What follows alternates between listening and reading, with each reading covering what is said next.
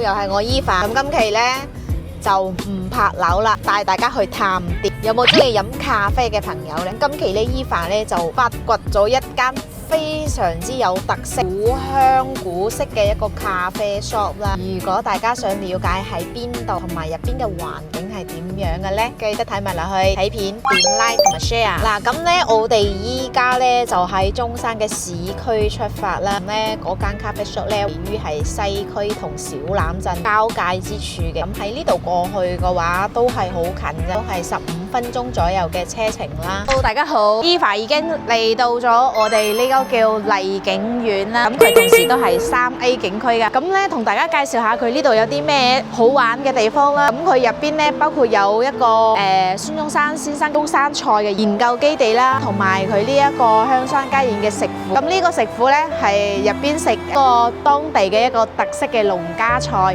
同埋呢，同大家極推薦呢，就係佢呢度嘅乳鴿呢，非常之正啊！哇，一流啊！攝影嘅一啲創作嘅基地啦，同埋佢入邊有啲博物館啊，香山嘅一個書屋啊，都會喺入邊嘅。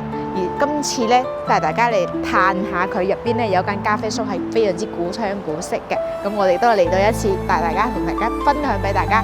好，一直跟住鏡頭入嚟啦。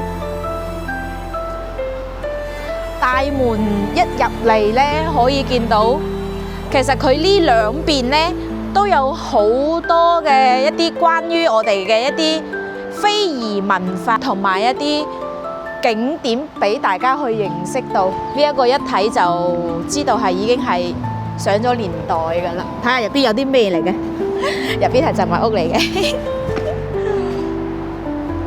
呢邊呢就有一啲國畫嘅一啲線仔啦，同埋佢每一間屋呢，都有相對分佈嘅唔同嘅一個主題嘅。嗱，呢個呢就係粵劇嘅服飾。哇！呢一個園藝好有特色啊！呢一個建築物，嗱，你睇下呢啲木，呢啲木呢一睇呢就應該係上咗一啲年限啊！你睇下入邊嗰啲建築物都係非常之有年代感啊！咁我哋可以帶大家去行下呢度。呢度呢，其實就係作為一個行攰咗嘅一個休息嘅地方。嗱，咁我哋嚟到咗孫宅啦。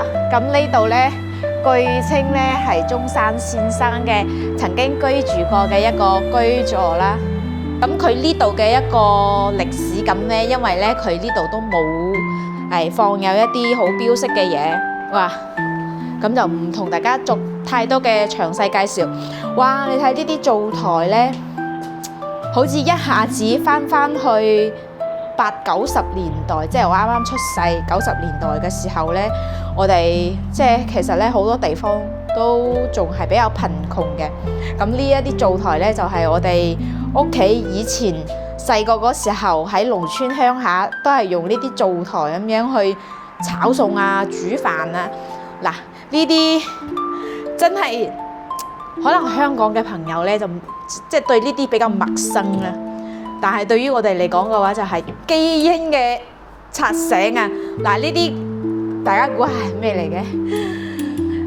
冇錯啦，就係我哋依家所講嘅儲物櫃啦。咁以前呢喺屋企食飯啊，嗰啲碗碟碟啊，就係用呢啲咁樣嘅一個櫃呢，作為一個儲存物啦。嗱，再到嚟呢度呢，佢真係還原咗以前農村嘅嗰啲入邊。嗱，佢呢個井啊，而家係假嘅。咁呢，以前呢，家家戶戶呢，屋企嘅門前呢，都會有一個石井啊，用嚟打水嘅。呢度呢，其實地方就唔係好大嘅。咁呢，就適合一啲，譬如話對一啲景點嘅文化同埋非遺文化、傳統文化嘅朋友仔嚟講嘅話，比較清靜休閒嘅一個地方啦。嗱，同埋我哋好多朋友仔平時嘅話都好中意嚟呢度去參觀啊、打卡啊。嗱，我哋嘅一個琴棋書畫，所有嘅呢一排呢，就係有唔同嘅一個造型。呢邊呢，就係作為一個服務中心啦。嗱，嗰度有個讀書堂，入邊咧就係一啲宣傳嘅而家現代文化一啲嘢咯。咁呢啲銅屋咧就以前有啲似三味書屋嘅嗰種感覺啊。咁再到嚟呢邊睇下，哇嗱，佢呢度咧有好多呢啲咩嚟㗎？哦，吸印啊，嗰啲印章啊，咁呢啲印章咧就好特別啊，好精緻啊，全部都係用石頭嚟刻製。我摸落去喎，有一啲冰涼嘅感覺，呢啲應該可以刻字嘅。嗱，同大家仲介紹嘅咧就係呢度咧，佢仲係有一個戲台啊。咁咧戲台咧包括有粵曲嘅文化啦，同埋一啲藝術場景嘅劇情演出啦。屆時嘅話都會有喺呢度嘅話，作為一個唱戲台咁樣嘅形式啊，係咪好新鮮、好得意呢？嗱，咁再到過嚟咧，呢度天下為公。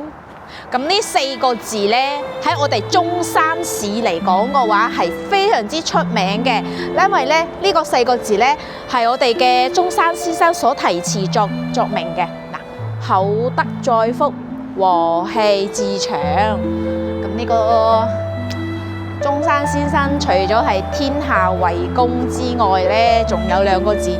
博愛都係非常之能夠代表住佢一個精神嘅文化。咁呢一邊呢，佢嘅事蹟啦，同埋我哋香山，因為我哋中山市以前係叫香山縣嘅，咁可以見到其實係有一啲精神嘅片展啦，同埋可以介紹呢度以前係中山以前嘅歷史啊。嗱，你可以見到翠亨村。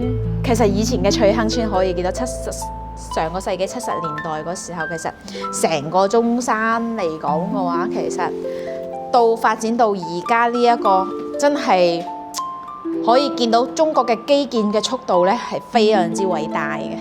嗱，呢個以前中山先生故居，唔知大家朋友嘅話有冇去過呢？咁喺呢度嘅話，驅車過孫中山故居嘅話，亦都係30分鐘到40分鐘左右嘅車程咧，都係去到㗎啦。嗱，呢度嗰啲以前所有嘅都係以前啲中山嘅舊貌。